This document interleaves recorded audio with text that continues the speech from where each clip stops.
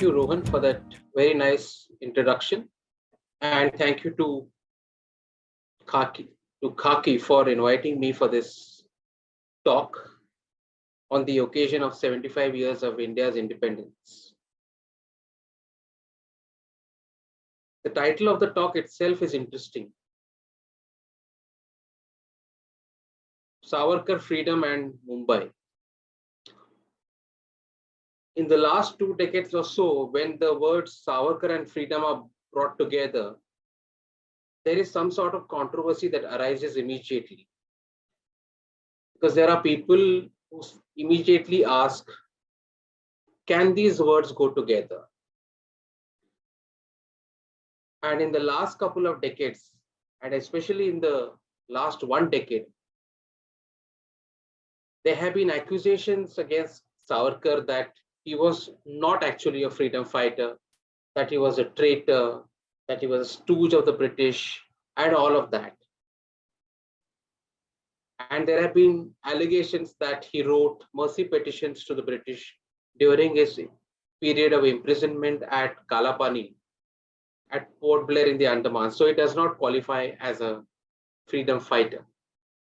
So before I get to Savarkar, freedom, and Mumbai, let me first deal with the aspect and the very important aspect of Savarkar and freedom before we get to Mumbai. So does he qualify as a freedom fighter or not?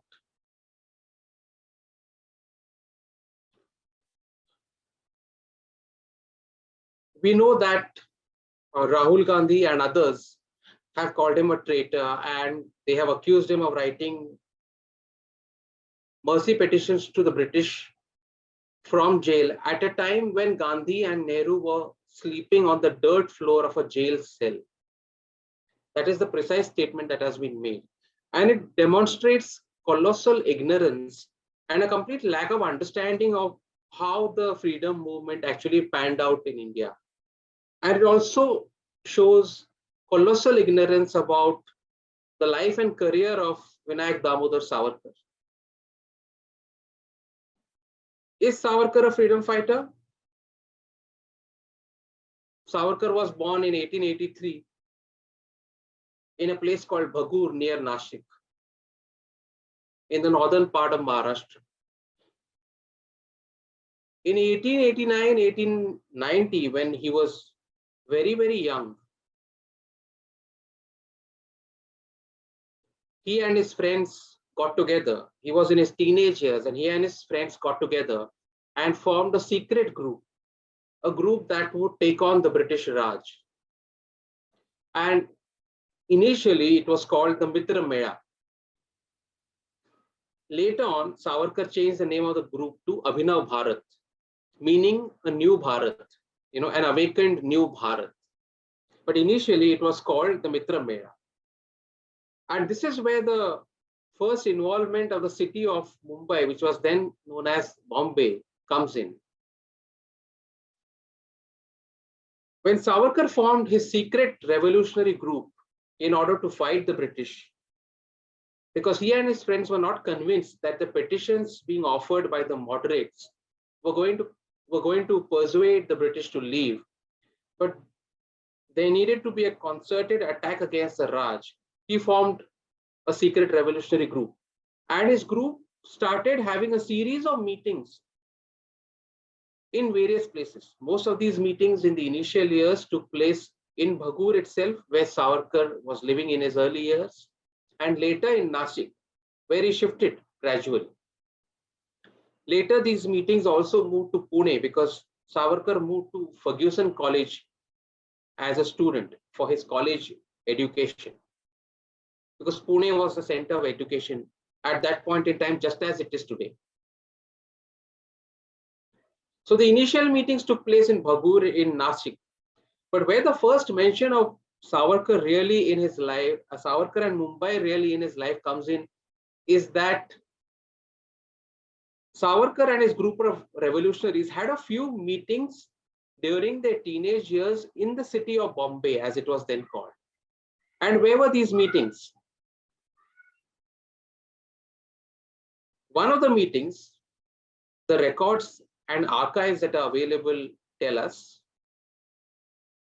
was at Shastri Hall at Nana Chowk in Mumbai, in South Mumbai. Shastri Hall, as we know, had and still has some chawl tenements. And it was probably in one of the houses of the people staying there that this meeting, this secret meeting of a secret group was held in the early years of the 20th century. And that is before 1906, because 1906 is the year when Savarkar goes to England in his 20s. So sometime between the year 1900 and 1905, these meetings took place. Some of them took place at Shastri Hall, probably, and we can only guess because we don't have the exact details available there, in the house of one of the people staying at Shastri Hall. Another meeting, we are told, by the archives and by the accounts that have been left behind of these activities of the revolutionaries, was in Chikhalwadi, which is very close, as we know, to Shastri Hall at Nana Chowk. So both meetings are happening very close by.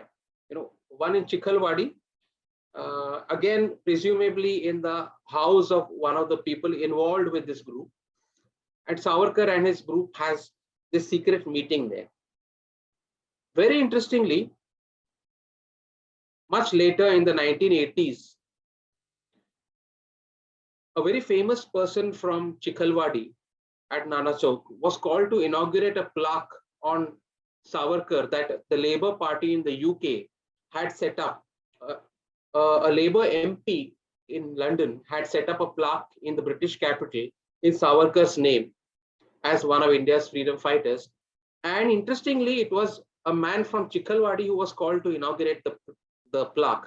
And for those who know Chikhalwadi and its cricketing background, you will know that the name of the man was Sunil Manohar Gavaskar, who was born in Chikhalwadi at Tardev at Nana Chowk and went on to create a cricket revolution for India. A complete coincidence that Savarkar was in his teenage years in Chikhalwadi, and then Sunil Gavaskar, a boy born much later, of course, in Chikhalwadi, goes to inaugurate a plaque in London. So these meetings took place in the early 20th century and at the turn of the century. What was Savarkar doing? Savarkar was carrying out secret activities, planning some sort of revolution, which he thought was possible to overthrow the British Raj all at once. From very early on, the Bombay police, as they were called at that time, had kept a file on Savarkar from his very young age. And Bhagur and Nasik, as we know, were part of the broader Bombay presidency at that point in time during that period. So it was the Bombay police, it was in the city of Mumbai that the file, the police file and the British file on Savarkar was well and truly opened for the first time in the early years of the 20th century. And the police tailed him wherever he went, wherever he was carrying on his activities. They tried and kept a watch on his activities. And the Bombay police, in their file, kept notings and records of what he was doing and his activities. I will give you an example of that.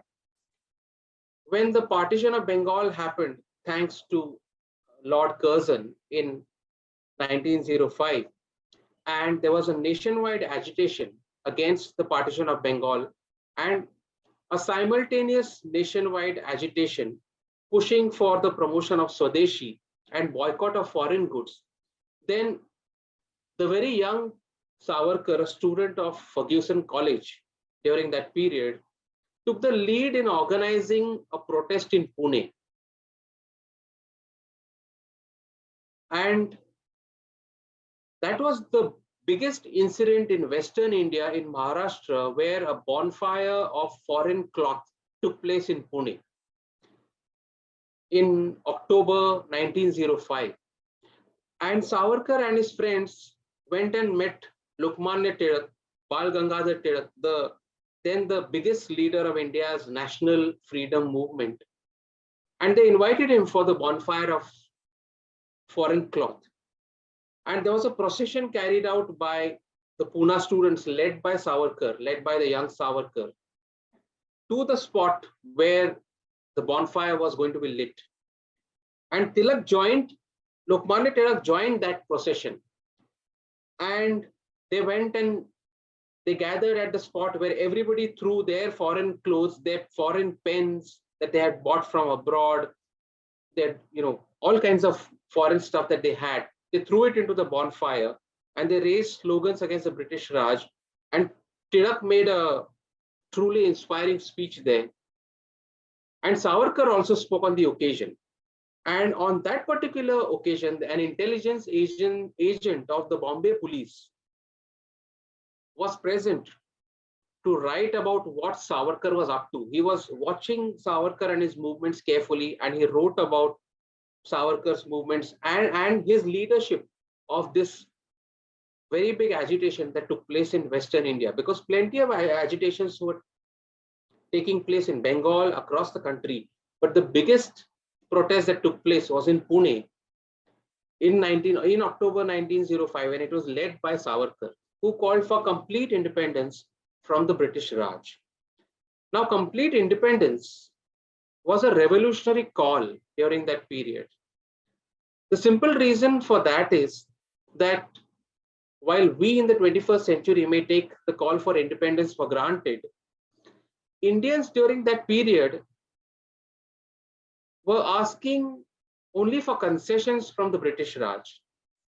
The moderates on the one hand were sending petitions to the British, asking for some positions on the provincial legislative councils, asking for positions on the central, that is the Viceroy's Central Legislative Council, and for some concessions and benefits here and there. Lokmanya Tilak and his associates went far beyond. They called for Swarajya. Again, where these extremists, as Tilak and his group were called, where these extremists were concerned, the call for Swaraj was actually a call a little short of independence. It was independence all right, but still independence under the umbrella of the broader British Empire.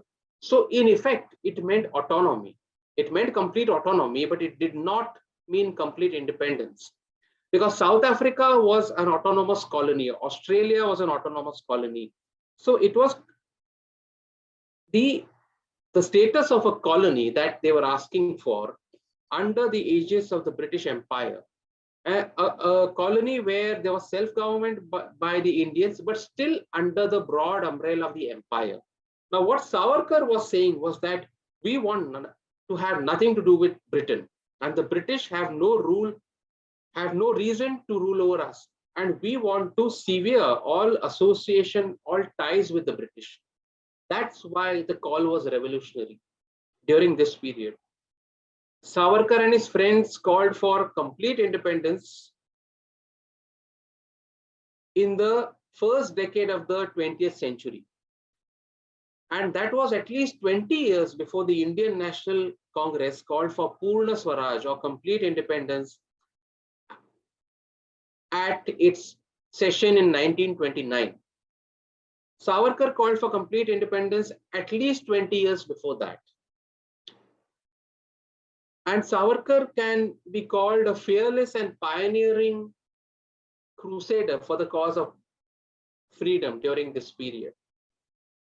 So is he a freedom fighter?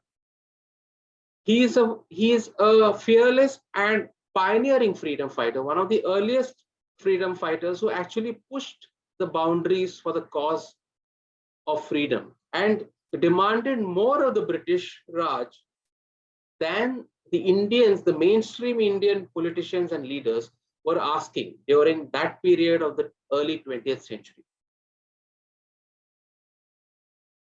As we know, Savarkar went to London and spent 5 tumultuous years in London between 1906 and 1910, when he was arrested by Scotland Yard. It was from the shores of Mumbai or Bombay that he took the ship SS Persia to go to London, and he saw his son. His son was then only 18 months old, and his wife and son had come to bid him goodbye, and they were at the harbor, and he said goodbye, and the thoughts uppermost in his mind were, when am I going to see my family next? What he did not know, of course, that in 1909 his son was suddenly going to die of measles and he would never see him again. His 18-month-old son. So he saw his 18-month-old son for the last time on the shores of Bombay when he was leaving for England. And that was a devastating blow for Savarkar when his young son died at a very, very young age, when he was still a child in 1909 and Savarkar was in London. To talk about Savarkar's London years, Savarkar soon became the leader of a group of patriotic and revolutionary Indians in London. And the place they all gathered at was India House, which was a 4-story building run and managed by Shyamji Krishna Verma from Kathiawar in Gujarat. Now, Shyamji Krishna Verma was a patron of Indians, and he especially liked Indians who believed in the cause of Indian freedom. And it was he who, on Lokmanya Tilak's recommendation, gave Savarkar the scholarship to go and study in London. Savarkar's family was thinking that he's going there to become a barrister and he's going to come back a successful lawyer, and that there will be a lot of prosperity. The family will see some really good days. But Savarkar was clear in his mind that he was going there to study law only in name. His real objective was to push the cause of Indian independence further in London. And soon he became notorious again in the eyes of the British Raj, in the heart of the British capital, because he became the leader of a group of young and very active and energetic Indians. You know, among those Indians was the Tamilian VVS Iyer. There was Senapati Bapat, who became Savarkar's follower and later in his life became Mahatma Gandhi's follower. There was Madan Lal Dhingra, the Punjabi Hindu, who joined Savarkar's group at India House, and later, under a plan that was clearly hatched by Savarkar, carried out the assassination of one of the British officials in London, Curzon Wyllie, Lord Curzon Wyllie, and that assassination in 1909 really shook the British capital. But before Curzon Wyllie was killed by Madan Lal Dhingra, I must mention the name of another freedom fighter who was inspired by Savarkar during that period at India House in London, and that was Asaf Ali. He was a young Muslim, and Asaf Ali has written in his reminiscences, and I have mentioned them in my book on my biography of Savarkar, that there were many eloquent speakers at India House.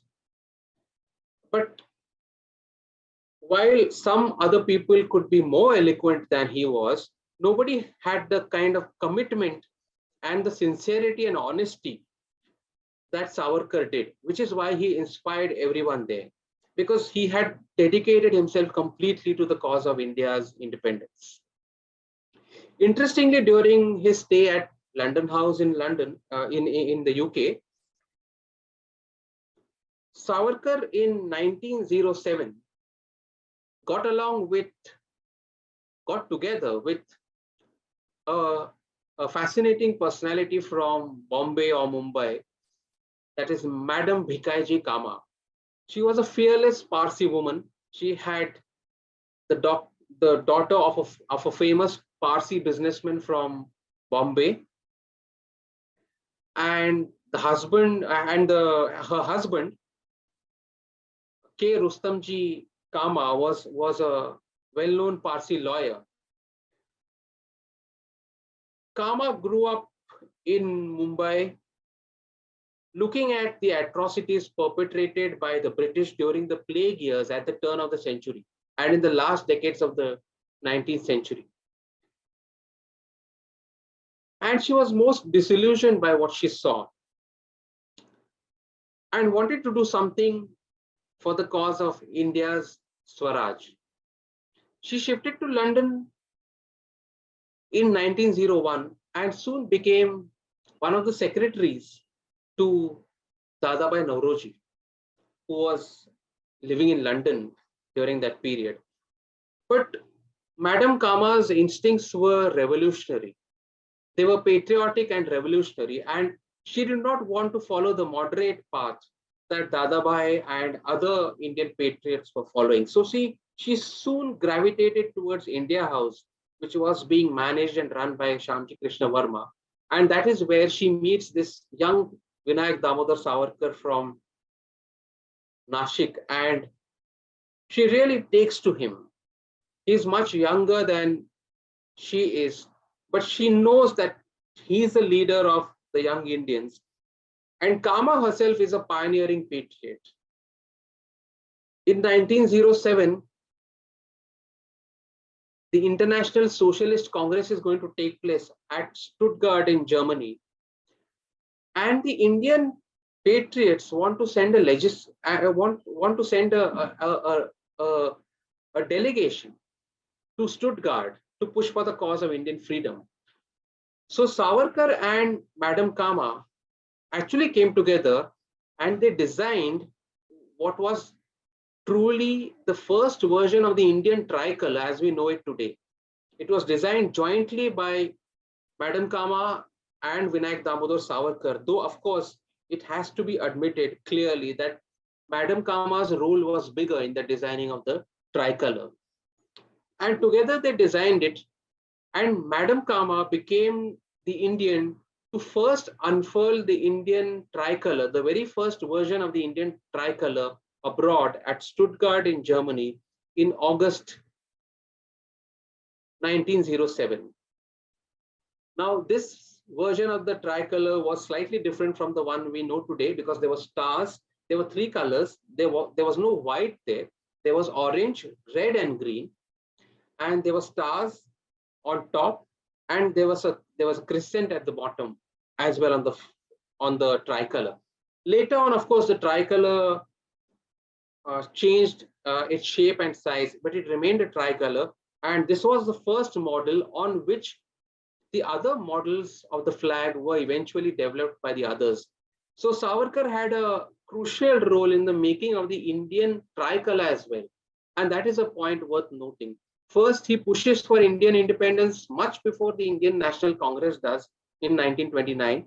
He does it in the first decade of the 20th century. Second, in as early as 1907, he and Madame Kama get together to create the first version of the Indian national flag. As we know, Savarkar is sent to Kalapani in 1911.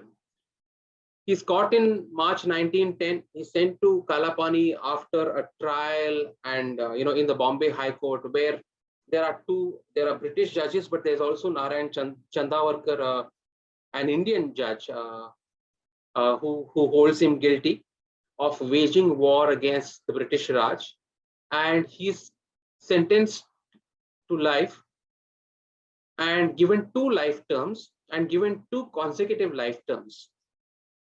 This was because the British Raj wanted to get rid of him as quickly as possible. The Scotland Yard had put it down in writing. They were tailing Savarkar from the moment he arrived in London in 1906, and they tailed him more and more as they got to know about all his activities at India House during those 5 years in London. For instance, he had led this campaign in 1907 to highlight the role of all the Indian heroes in the 1857 rebellion, the Great Rebellion, and the British Raj didn't like it at all.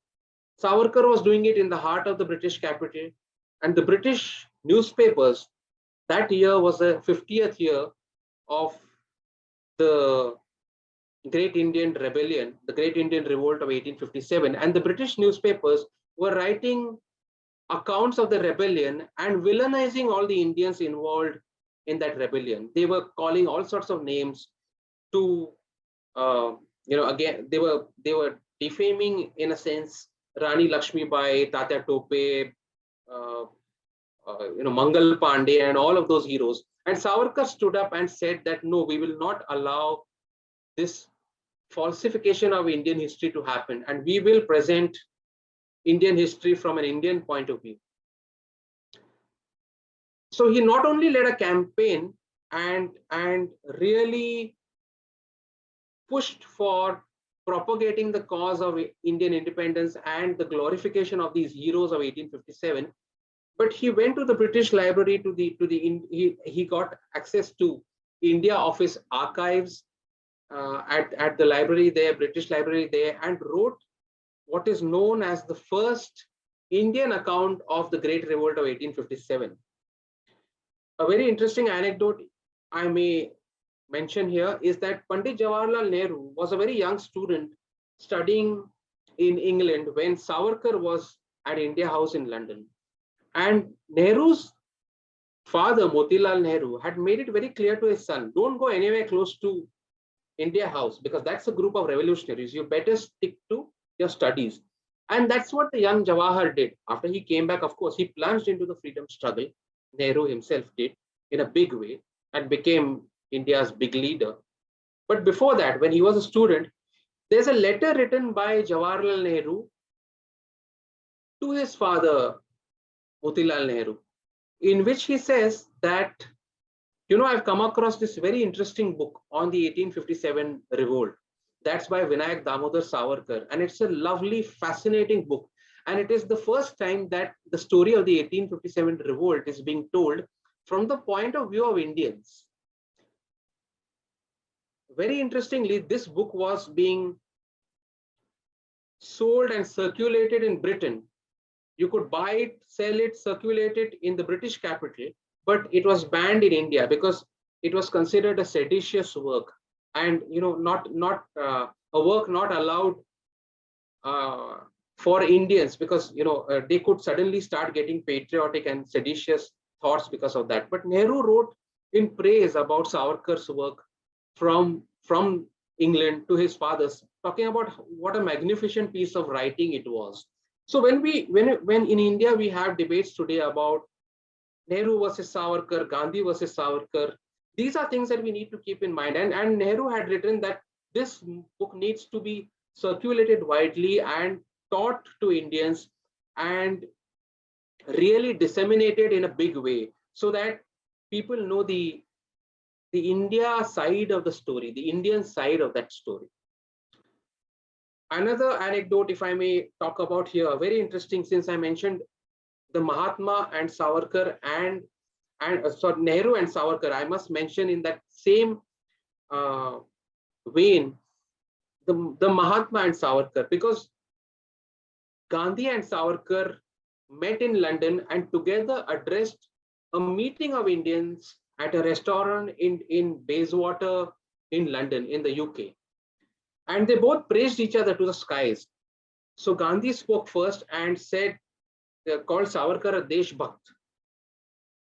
And in fact, Gandhi cut his speech short after 5 minutes, and he told the gathering in London that all of you have come to listen to Savarkar because he's the main speaker. And I'm sure you are impatient to listen to him. So I'm not going to, lengthen my speech and go on with my talk for a long time. We all better listen to Savarkar, because Savarkar was that kind of a hero for patriotic Indians in London.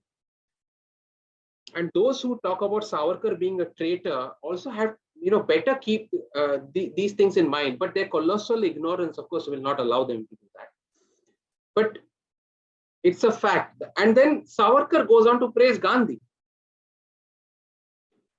Savarkar calls Gandhi a Desh Bhakt, a Desh Bandhu, and talks about the struggle that Gandhi is fighting for Indians in South Africa during that period.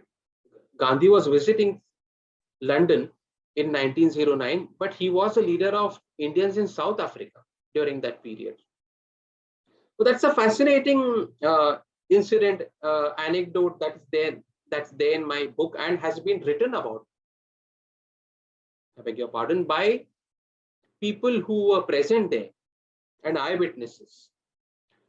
Well, all of that happens. Savarkar goes to Kalapani and he faces incredible torture there.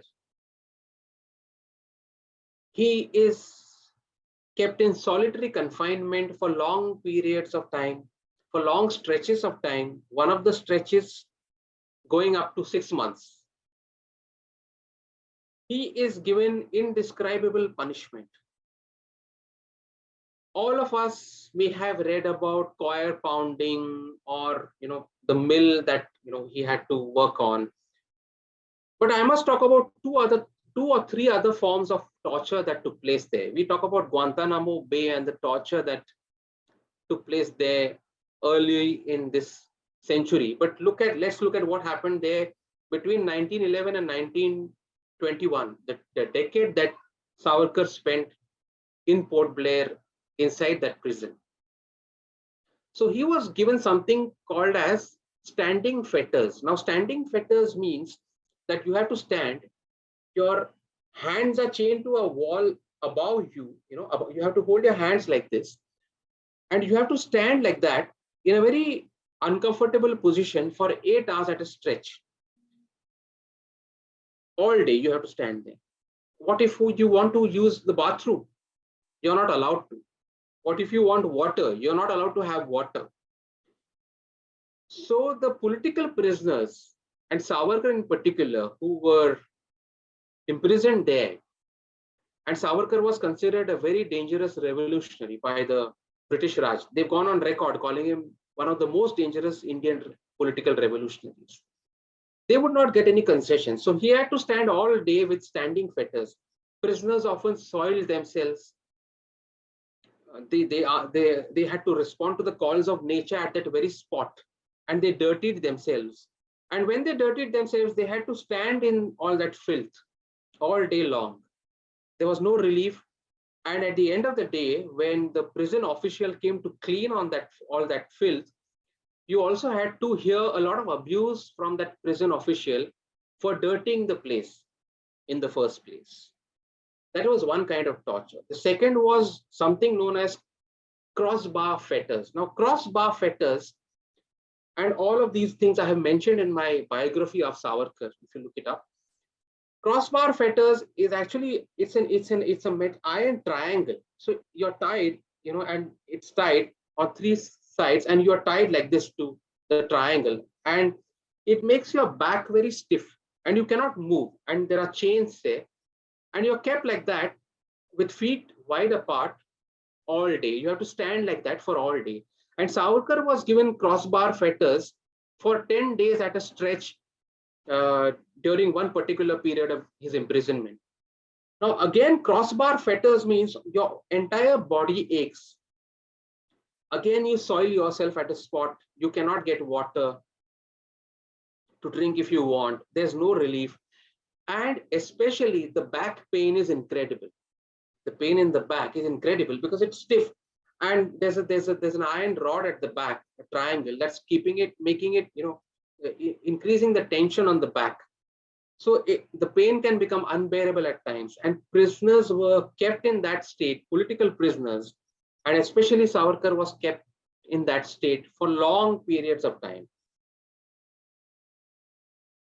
What I am telling you about these, whether it's these standing fetters, the crossbar fetters, the solitary periods of imprisonment, it's not out of my head. These are all part of the British records, the official British records. And I have accessed the original British records, the records of the British government, to get these details. They have written down everything. And imagine, this is everything that is written down. Imagine the things that are not written down. Okay, this is officially the punishment that is handed down. So political prisoners went through a terrible time there. Many of them committed suicide. Many of them lost their sanity, and that's all in the records. They became lunatics. They had to be admitted to hospitals to get treated. Many of them could not regain their sanity. Some of them did, but after years, and they suffered incredibly. Now, there were some concessions offered at Port Blair even for the political prisoners. One of the concessions was that once in a year, a prisoner's family could come and meet him at Port Blair. because Savarkar was considered one of the most dangerous political prisoners, he was not allowed that concession. So he was not allowed to meet his family even once in a year. And 1911, 1912, 1913, 14, up to 1918, he was not allowed to meet anyone from his family.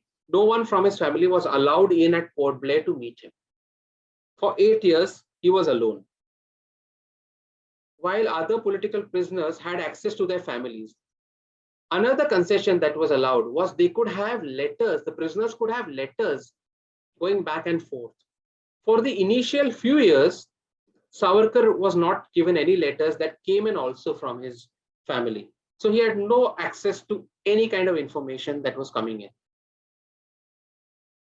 Later on, he was given access and he was allowed to write one letter a year to his family back home. And he was allowed to receive one letter a year. But for the initial years, he was not even allowed that.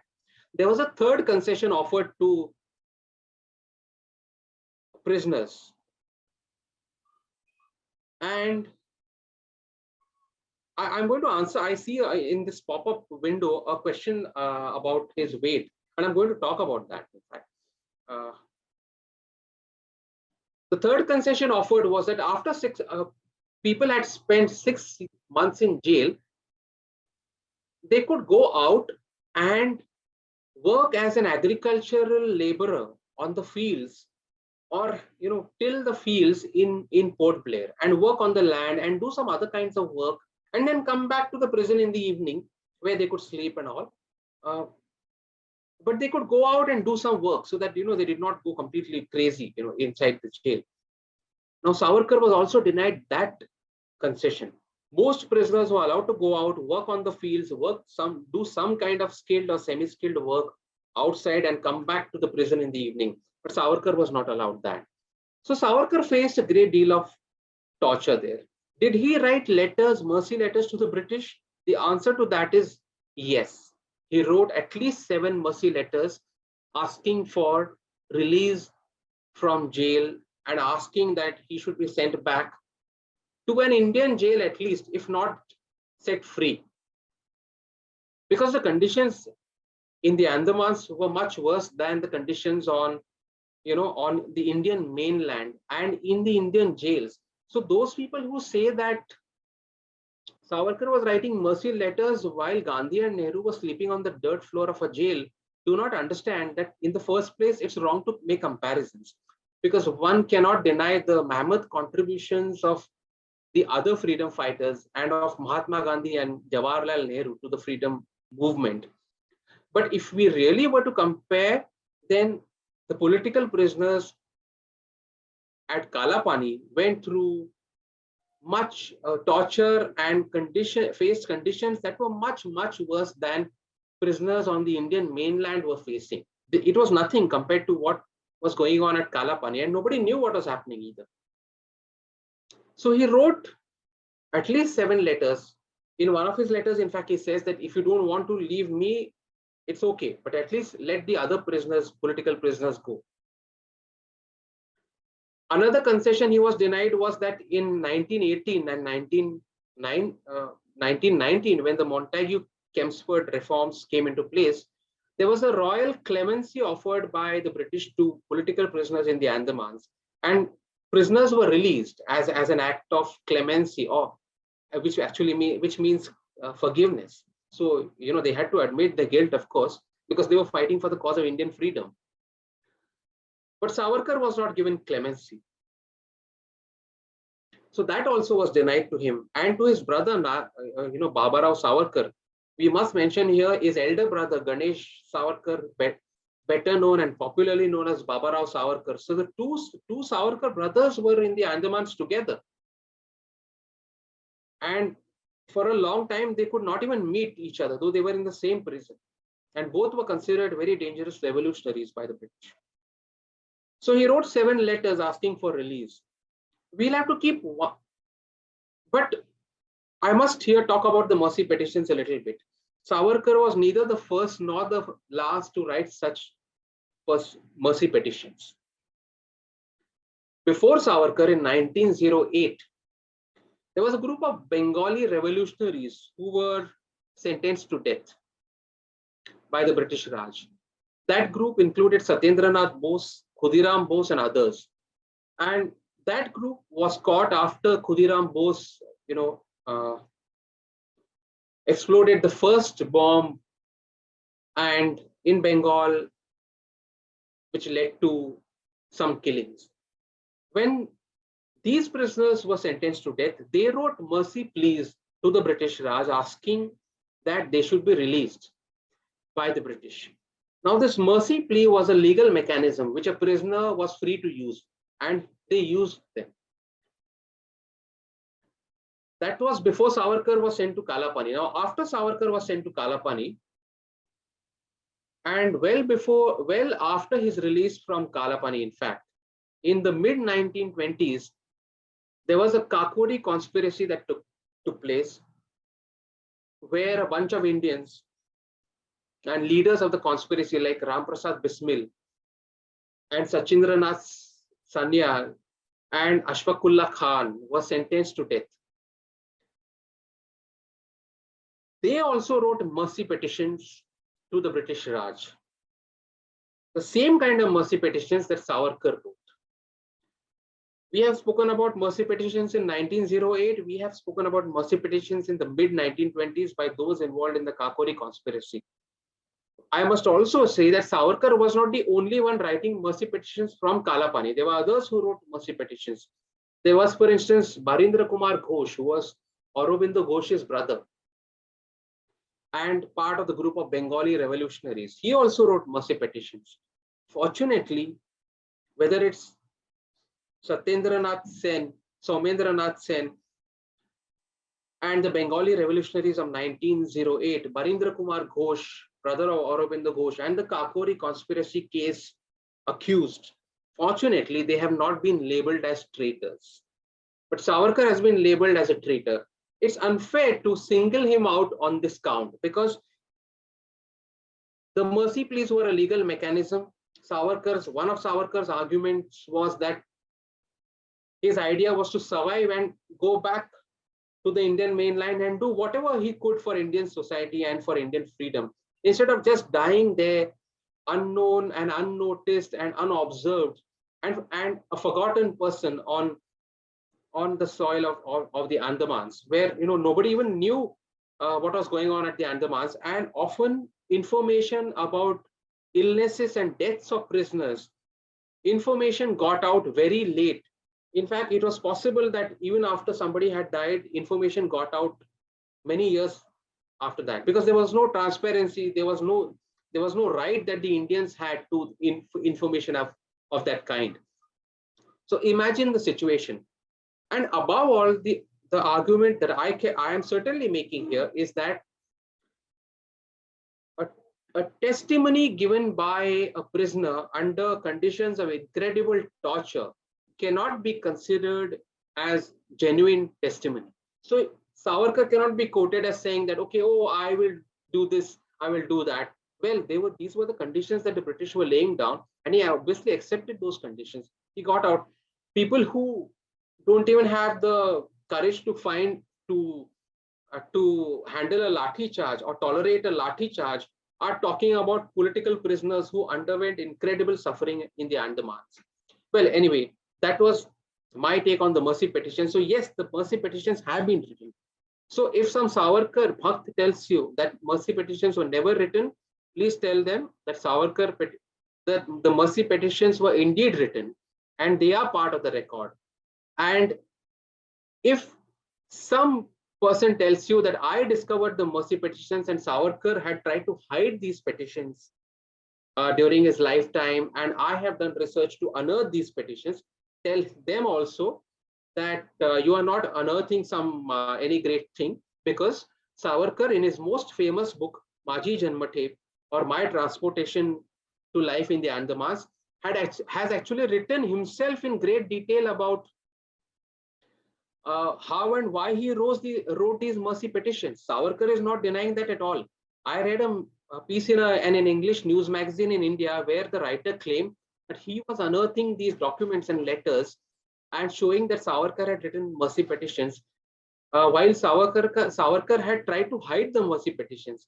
Now, Maji Janmathep is a bestseller in Marathi and has been translated practically into every Indian language and also into English. So Savarkar himself has written about these mercy petitions. Now to come to the next stage of Savarkar's life, he becomes a leader of the Hindu Mahasabha. He spends 13 years in Ratnagiri district, where he is interned or kept under house arrest or district arrest, if we may call it, in Ratnagiri. And he comes and comes out, and on his release, he joins the Hindu Mahasabha. And that is when he really sets up his base in Mumbai or Bombay. Now, when he is actually released from Kalapani in 1924, from Kalapani, he is released in 1924, in 1921, and then shifted to not really released, but shifted to an Indian jail in Nashik and in Pune. And then he is released from that Indian jail in 1924, and for 13 years, he is kept in Ratnagiri in isolation. So actually, from 1911 to 1927, he is a prisoner effectively. And that is one of the biggest prison terms ever held by anybody, by any freedom fighter in India. So he comes and he actually settles down in Mumbai, in Dadar, sets up his base in Dadar in Mumbai. His younger brother, Narayan Savarkar, who was a doctor, had shifted to Mumbai much earlier. He became a doctor here. And very interestingly, Narayan Savarkar actually joined the Indian National Congress in 1920. And when Gandhiji launched his non-cooperation movement in 1920, Narayan Savarkar was very much a part of that movement. Now, obviously, my theory on one of the reasons Narayan Savarkar joined, Savarkar's younger brother joined Congress and the non-cooperation in movement in 1920, my theory about is that the Congress in Bombay and in Maharashtra at that time was dominated still by Lokmanya Tilak's aides. Lokmanya Tilak died in August 1920, on the 1st of August 1920. And his top aides like N.C. Kelkar, for instance, was one of the big leaders of the Maharashtra Congress. And many of the Mumbai and that is Bombay leaders were also Tilakites in that sense. And Gandhi gradually took over the Indian national movement and led it, of course, to spectacular glory. But that was one of the reasons that Narayan Savarkar got in, because all the Tilakites were there. And he was more a believer in the Tilakite methods of constitutional agitation. But he did become a follower of Gandhi. In 1920, one of the nationalist newspapers from Bombay, the Bombay Chronicle,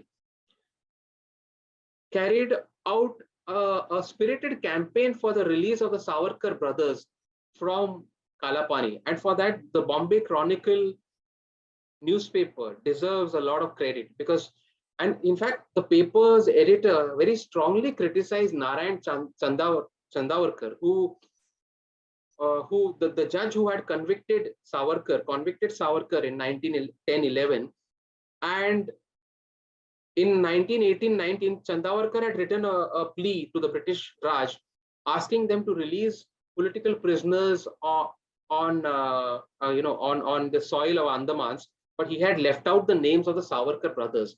So the Bombay Chronicle severely criticized Narayan Chandavarkar for leaving out the names of Savarkar and his brother, and said that Savarkar and his brother deserve to be released. Anyway, to get back to 1937, Savarkar comes back, sets up home in Mumbai, and it's in 1940 that Subhash Chandra Bose, before his escape from India to Germany, comes and meets Savarkar and has a meeting with Savarkar at his house, Savarkar Sadan in Dadar in Mumbai. Very interestingly, Muhammad Ali Jinnah, who by now in 1940 is the leader of the push for the creation of Pakistan, he's the top leader of the Muslim League. In the 1940s, when the subject of the creation of Pakistan is becoming extremely explosive and controversial and contentious, Jinnah wanted to have a secret meeting with Savarkar, and he made secret efforts to get that meeting organized. But news of that meeting that was to be organized leaked out, and the whole thing fell through because Savarkar and he were discussing who was going to call, who's going to call on whom. Muhammad Ali Jinnah was saying that Savarkar has to come to my residence at Malabar Hill. Savarkar was saying no, Jinnah has to come to my residence at near Shivaji Park in Dadar. And that was how the whole meeting between the leader of the Muslims and Savarkar, who was now portraying himself as the leader of the Hindu community, fell through. So it was certainly a clash of egos there. Very interestingly, again in 1942, when the Quit India movement began, Savarkar was one of them, one of the leaders who said that Quit India is fine, but Quit India now is not right. And that was because he believed, like so many other Indians did, at that exact point in time, that the time was not right to launch such an agitation. That was because the communal situation in the country was getting very, very precarious. Now, in our textbooks, I must talk about the Quit India movement here. The Quit India movement has been portrayed as a very black and white thing. And anyone who opposed the Quit India movement, again, has been labeled a traitor. That is because of a complete lack of understanding of what happened during the Quit India movement. The fact is that the Quit India movement was not a monolithic, was not a movement where Indians were a monolithic group, not at all. Ambedkar opposed the Quit India movement. The Indian liberals opposed the Quit India movement. Muhammad Ali Jinnah opposed the Quit India movement. The All India Students Federation opposed the Quit India movement. The Women's Conference opposed the Quit India movement. The many Kisan Sabhas who were set up across India with the blessings of Pandit Nehru opposed the Quit India movement. And Pandit Nehru himself was most reluctant to get into the Quit India movement. He, in fact, was completely in favor of supporting the British war effort during that period. And highly reluctantly, he entered the Quit India movement. And his sister wrote, Pandit Nehru's sister wrote that actually when Pandit Nehru was arrested on the very first day of the revolt of the movement and put inside jail, he was actually relieved because he didn't want to be a part of the Quit India movement. And why was that so? Not because Pandit Nehru was a traitor, not because he didn't want the British to leave India. That was because many Indians, including Savarkar, felt that the time was not right. Why was the time not right? There was no constitution that was ready for India. What was the arrangement that was going to be there in place for India's various communities? Because the British had introduced reserved seats and separate electorates for Muslims. So would those electorates remain intact in independent India? What about the question of Pakistan? How was that going to be decided? That question had not been settled at all. Who would represent India in the constitutional, constituent assembly? And who would have the right to vote? Because there was no universal franchise in India. Only tax in the British Raj, only taxpayers of India and Indians who had property in their name could vote. Ordinary Indians could not vote. So who would have those voting rights? Too many questions had been undecided. And another serious factor was that the Japanese was being spectacularly successful, and they were almost on the verge of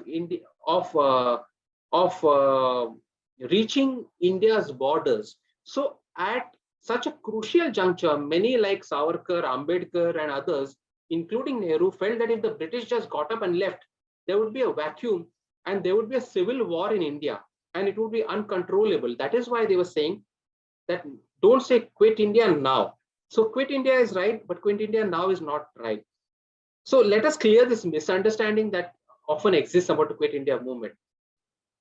The most interesting part about the Quit India movement is that the woman who unfurled the India tricolor at Gowalia Tank, at Tardev, at Thana Chowk again, was Aruna Asaf Ali. Asaf Ali, who went on to become Asaf Ali's wife, of course. Her name was Aruna Asaf Ali. So she unfurled the Indian tricolor defiantly at what we know today as August Kranti Maidan, at Gowalia Tank, at Nana Chowk. And she was imprisoned like the other Indians in the Quit India movement on the very first day. And what does Aruna Asaf Ali tell Gandhi? Now, Gandhi and Aruna Asaf Ali have a conversation, and Gandhi asks her how she got into the Indian freedom movement. And fascinatingly, Aruna Asaf Ali tells him that Gandhiji, I got into the Indian freedom movement after reading Savarkar's book on the 1857 War of Independence. Now look at how tangled the whole web of Indian nationalism is. Here is Aruna Asaf Ali.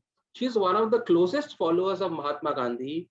She unfurls the Indian tricolor during the Quit India movement, which is being opposed by Savarkar. She goes to jail as a follower of Gandhi, but she got into the Indian independence movement because she first was a follower of Savarkar and she was inspired by Savarkar, and she admitted to Gandhi. And this is again written down by Aruna Asaf Ali's biographer.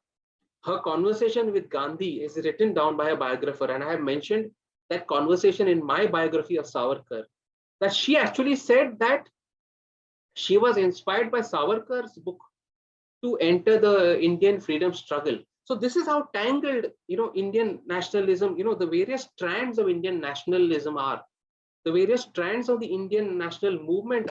That is why we should not get into these black and white pictures of, Gandhi versus Savarkar, Nehru versus Savarkar. Of course, they were very strong ideological positions, and they, of course, bitterly and strongly criticized each other on account of ideology. But there are these other things, and there are many other similar things I have mentioned in my book. If you were to look up my book, and if you still haven't read my book on Savarkar. Well, to get to the final part of what I want to say is that Savarkar Sadan also became, that is Savarkar's new home in, which was now in Mumbai, in Dadar, also became the scene of a major controversy when Savarkar was accused of being involved in Mahatma Gandhi's assassination in 1948. Now, how did Savarkar Sadan come into the picture? When the trial was going on, one of the allegations made against Savarkar was that Nathuram Godse, the man who, as we know, who killed Gandhi, and Narayan Apte, one of the other accused and conspirators accused in the case, the prosecution said that they had gone to meet Savarkar on the 14th and 17th of January 1948 at Savarkar Sadan in Dadar in Mumbai. And both Apte and Godse denied that they visited Savarkar on that day. Some others said that they had indeed visited Savarkar, but that did not mean they had gone and discussed Gandhi's assassination, and so on and so forth. That was the argument made. Savarkar was arrested for Gandhi's assassination and put in jail for a year at Red Fort in Delhi. So the whole irony about Savarkar's and tragedy about Savarkar's life was 10 years at Kalapani, 3 years in an Indian jail after that, 13 years under house and district arrest in Ratnagiri, and then after freedom, 1 year in jail in Red Fort in the Mahatma Gandhi assassination case. But Savarkar was eventually acquitted of the charges and he was held not guilty and he was freed. But the interesting thing about this argument that was made, that Apte and Godse had gone to Savarkar's residence, they denied it. But there was some evidence that was circumstantial evidence that cropped up in the matter. And that was that Apte and Godse had apparently taken a train from Pune. They took the Deccan Express one morning in January 1948. That is what the prosecution said. And they they were going to visit Savarkar in Mumbai in Dadar, and they had both had window seats. They were facing each other, and they were having a chat. They saw that there was an attractive woman walking up and down the railway coach, and she was looking for a seat. So Narayan Apte suddenly decided to become chivalrous, and he offered her the seat, and he sat next to Godse, and the woman sat opposite them at the window, and they started having a chat with the woman. And they soon recognized her because she was Bimba. So they asked her, "Are you Bimba, the actress?" She used to act at that. She was an actor. She said yes. She was indeed that actress, and she was going to Mumbai for a shoot, and she was going to Mumbai to visit her brother, who lived at Shivaji Park. And where were they going? And Narayan Apte and Godse told her that they were going to meet Savarkar at Savarkar Southern. And Bimba said, "Okay, you're going to meet Savarkar at Savarkar Southern. My brother lives close by. So my brother is going to pick me up at the other station. I can drop you near Savarkar Southern." And Bimba deposed in court during the trial of the Gandhi assassination case that she had indeed dropped Godse and Narayan Apte at Savarkar Southern, either on the 14th of January or the 17th of January. So this became a part of the circumstantial evidence that was used by the prosecution in the case. And it's an interesting anecdote as far as Savarkar and Mumbai is concerned. Savarkar, of course, died in Mumbai in 1966. And among the very regular visitors to his house after the Gandhi assassination case, Savarkar became something of a political pariah after the Gandhi assassination case. Many of his followers also deserted him, and his political career was destroyed after that case.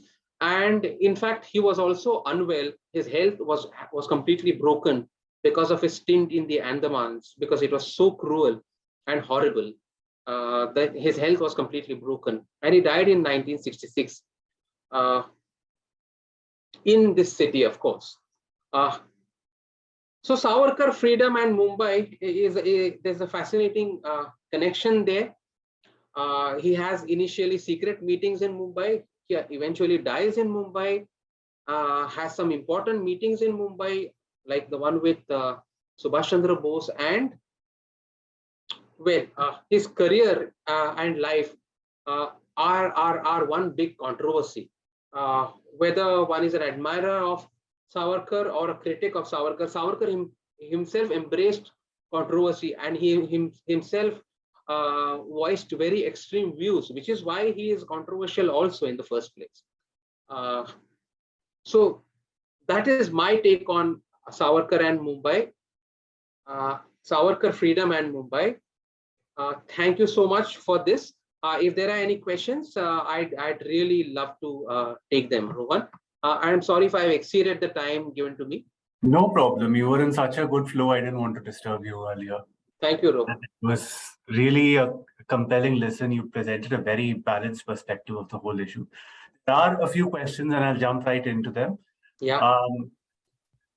I'll go from the last to first. So Rajesh Jha wanted to know whether the book, whether Savarkar's book on the 1857 revolt was indeed on sale in Britain, because as far as he has read, it was banned everywhere and not just in India. No, it was not banned in Britain. It was available in Britain. It could be read, it could be bought, it could be circulated in Britain. What is important to note is that there were many publishers who were reluctant to bring out that book, because to bring out that book was to identify oneself with the Indian national movement and the Indian freedom movement. But no, that book was available. In Britain, it was available. In France, it was available. In many other European countries, it was available. But it was completely banned in India. And just a related observation by him that you said Shanti Krishna Varma instead of Sham Krishna Varma. Shamji Krishna Varma. I said Shamji. I didn't say Shanti. I said Shamji. Yeah. I may have pronounced it a little oddly. So you might have heard Shanti. No, it was Shamji Krishna Varma. My apologies if I wasn't clear enough. Tushar would like you to highlight Savarkar's contribution to Marathi language and literature. Yeah, Tushar, Savarkar's contribution to Marathi language and literature is enormous because he introduced a number of new words in Marathi. Savarkar's insistence always was that we needed to Indianize a number of English words. For instance, because the Western world had so much technology, we simply did not have terms for many scientific words in the Indian languages. So we did not have a term for the air conditioner, for instance. So Savarkar gave the name Vatanukulit for the air conditioned environment. Then for the lift, there was no Marathi word for the lift. So he introduced, he created a Marathi word for lift. He created the word Duradhwani for the telephone. Doordarshan is also Savarkar's creation. There was no Hindi or Marathi equivalent for the word mayor of Bombay, or Mumbai. So he introduced the word, he created the word Mahapaur. So if we know the word Mahapaur today, it's because of Savarkar. His position on the Marathi language and the purging of Urdu and Persian words from the Marathi language became extremely controversial because many Marathi writers and intellectuals were also opposed to that kind of movement, because they said that many of these words have now become an intrinsic part of the language and you cannot really purge them in that manner. And they wanted them very much to remain. For instance, there's the word khabardar. In Marathi also the word khabardar is used, and we say miti khabardari ghetli. So I was careful to do such a thing and all of that. And it's naturally used as a Marathi word. So somebody like Savarkar would object that let's not use khabardari, let's use another word, and he would suggest a particular word. But many Marathi writers said that that was not the right approach. And there was a huge debate that took place during that period, especially in the 1930s and 1920s and 1940s, when Savarkar pushed for what he described as Bhasha Shuddhi. According to him, he was purifying the Marathi and Hindi languages of Urdu and Persian words, and also bringing in Marathi and Prakrit alternatives for words which did not have such alternatives, especially scientific terminology, and also some amount of political terminology here. For instance, we know the legislature in Marathi is called Vidhi Mandal. So Vidhi Mandal is a term that Savarkar coined. So his very interesting. Yeah, so that is fascinating, and he also, the controversy itself is fascinating. I have written at length on that controversy in my book on Savarkar. Bharat had a question. Savarkarwadis claim Nehru could not even sustain Nabha. Am I pronouncing it wrong? What are they referring to? NABHA is what. What is that? Nabha. Nabha. Okay. No, see, I wouldn't compare in that manner, because I just feel that it is wrong I feel it's futile, and it's a mistake to make these comparisons, because it's not Nehru's fault either that he was not sent to Kalapani, okay, and that he didn't suffer as much as Savarkar did. And despite all their differences, they all acknowledged each other's contributions. So Nehru, of course, completely disagreed with Savarkar's Hindutva, and even when I talk about the Quit India movement and Savarkar's stand, that does not mean we have all to agree with Savarkar. It just only means that we have to understand the position that various Indians were taking, and that does not make them traitors. So similarly, I am also not in favor of speaking of Nehru in a particular manner, because everybody has their own contributions. And Savarkar released a statement in 1941, which is mentioned in my book, praising Nehru's contribution to the freedom struggle, which is worth reading. Nehru was imprisoned by the British, and Savarkar released a statement that effectively said that, and I said it in so much words, in fact, that Jawaharlal Nehru is a man who was born with a silver spoon. If possible, he could have lived a life of luxury, but he has sacrificed everything to get into the freedom struggle, and he has lived a life of sacrifice.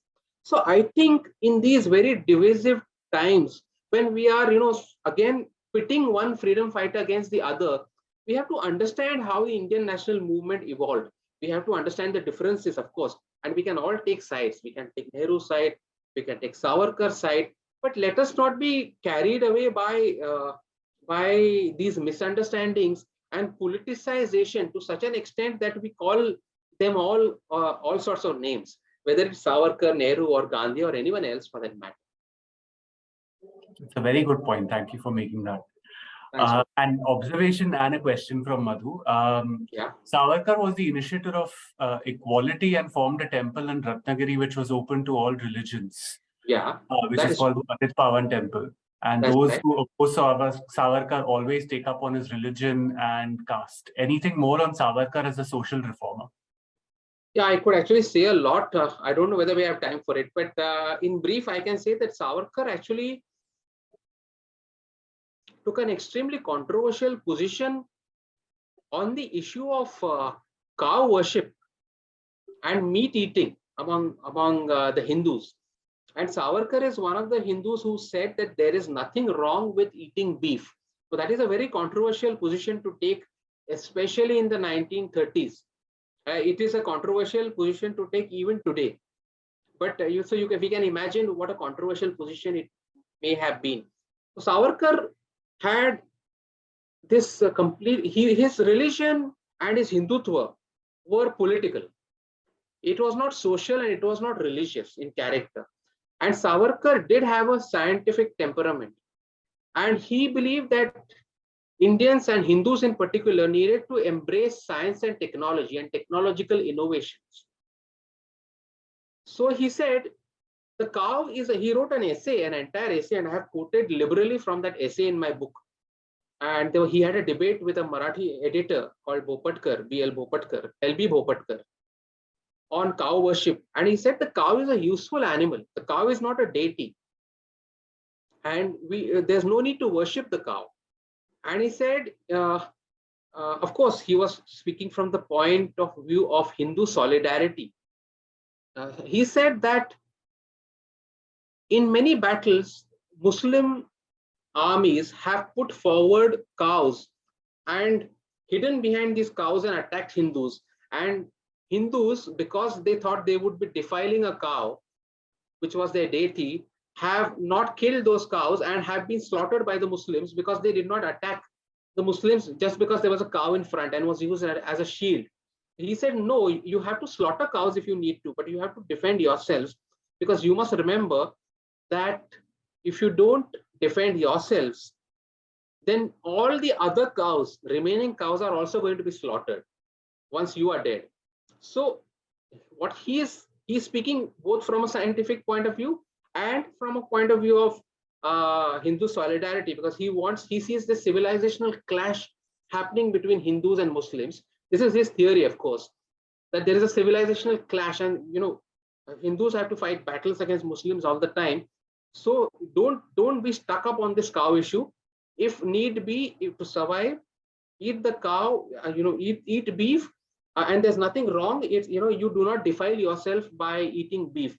And in fact, he said that the cow ought to be now looked upon as a useful animal, and we ought to stop worshipping the cows, because that, according to him, made the Hindus very weak.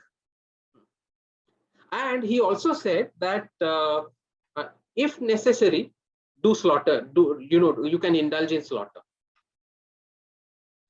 But he made an important point, Rohan, that he also disagreed and objected when Muslims deliberately, according to him, slaughtered cows to spite the Hindus. He didn't like that either. So his thing was it's about... It's a very complicated political position, and we have to understand the complexities of that position. So it's about balancing practical life with religious belief. Correct, absolutely, yes. Yeah. Tiku Ray had multiple questions, so I'll just combine them together. Yeah. Who were the other freedom fighters from the Hindu Mahasabha? What was the position that Savarkar held in the Hindu Mahasabha after Mahatma Gandhi's assassination? Mm-hmm. And why did he become a pariah by politics across the spectrum of that time? Mm-hmm. I'll start with the questions that were asked towards the end. That is the first thing. Why did he become a political pariah? That was because Gandhi's assassination was a major was considered a major blot by all of India, and because Savarkar was accused, he could never really get rid of that taint of being an accused in the Gandhi assassination case, and all of India was appalled by the assassination, and somehow that taint remained, and it stuck to him. Now, people have different opinions. Some people have an opinion that he was guilty. Some people have an opinion that he had nothing to do with the assassination. But whatever their opinion was, people were afraid to also be associated with him because then there was a major crackdown on Savarkar sympathizers also after the Gandhi assassination, because Godse, Apte, and others were all taken to jail. They were convicted. Many of them were hanged. Godse was hanged. Others were, given life imprisonment. So it became a major taint, and Savarkar completely lost his following, in fact, after that. And the Hindutva itself, Hindu nationalism itself, became something that became associated somehow with this case during that period. Now we may find it surprising, but at that time it became almost a word that could not be uttered. And according to many people, that was the reason why Hindutva could not emerge as a political power until the 1980s, because that thing was on the Indian mind and on the Indian consciousness all the time. That whole the backlash after the Gandhi assassination case, and what Godse did, and somehow that link with Hindutva that had been political Hindutva that had been established. So that destroyed his political career. And also, we must admit at that time that there was a very popular leadership in Jawaharlal Nehru. He was a national hero, and Gandhi had become a martyr. So there was people felt very strongly that how could such a big leader who was the biggest mass leader of the Indian national movement have been killed in such a manner. They were appalled, and Nehru was a towering figure. Patel was around. Many other towering figures were around, and Savarkar actually, then faded into the shadows, and the taint obviously, and his health also broke. So there was numerous factors, but above all, his being named and accused in the Gandhi assassination case. There was a question before that. That was who were the other leaders in the Hindu Mahasabha? Oh, there were quite a few. In fact, there's an entire list there. It of course starts with Madan Mohan Malviya, who formed the Hindu Mahasabha even before Savarkar joined it. Savarkar was in Port Blair in the prison when Madan Mohan Malviya and others formed the Hindu Mahasabha. So there are quite a few leading personalities associated with the Mahasabha. You can take a look at the list that that the number of people who are there in my book also. Yeah. I'll just take up one last question because we're almost at 7:30. This is from Chaitanya Prabhu. Can you shed some light on Chikalwadi and the meeting? And can you please repeat the name of the person who lived there? Chaitanya, in fact, what I told you is the full detail that's available. We don't know whose house it was. We don't know exactly where in Chikalwadi the meeting happened. So the records are silent on that, but the records mention that the meetings happened in Chikalwadi and at Shastri Hall. See, one thing we need to bear in mind is the secret revolutionaries, they deliberately did not write down every detail because they knew that the police were trailing them and they would get caught. They would not even write down a list of the members of the groups. they would not write down a list of the addresses where there were meetings, because if all that material was confiscated, then all the secrets would be out. So these secret revolutionaries who were active wrote very cryptic details about their meetings and their meeting places. So that is all we have from, from there. Sorry, there was one more question I'd like to address here, Rohan, if you'll permit me. And that is about somebody had written about his weight. That someone apparently has written, I don't know who, that Savarkar gained weight in the Andamans. Actually, that's not true at all, because Savarkar, the British records have it, and I have written in my book that Savarkar's weight took such a big hit in the Andamans. Anyway, he was thin and athletic and wiry, but he took a major hit in the Andamans and his health broke completely. And at one stage during his imprisonment, his weight was as little as 49 kgs. And after some months, that had reduced to 44 kgs. So he had become very frail. He was very weak. He was very ill. So it's a myth. Whoever is trying to spread this myth that his weight actually grew in the Andamans, well, it's a product of somebody's imagination, but there's nothing in the record to establish that. Thank you for taking that up. I think I missed that one. It's really been a privilege to listen to you. I agree with all the compliments that are coming in. Extremely insightful talk, very unbiased, and it was really nice to hear all of these facts. I can't wait to read your book myself. Thanks, everyone. That brings our session to a close. I know one of you asked for the session recording. You can follow Khaki Lab on YouTube, and past session recordings come up over there after a gap of some time for us to process it. So you can keep a track of it on the Khaki Lab YouTube channel. Have a great Saturday evening, everyone, and a pleasant Sunday. Hope to see you soon on another Khaki experience.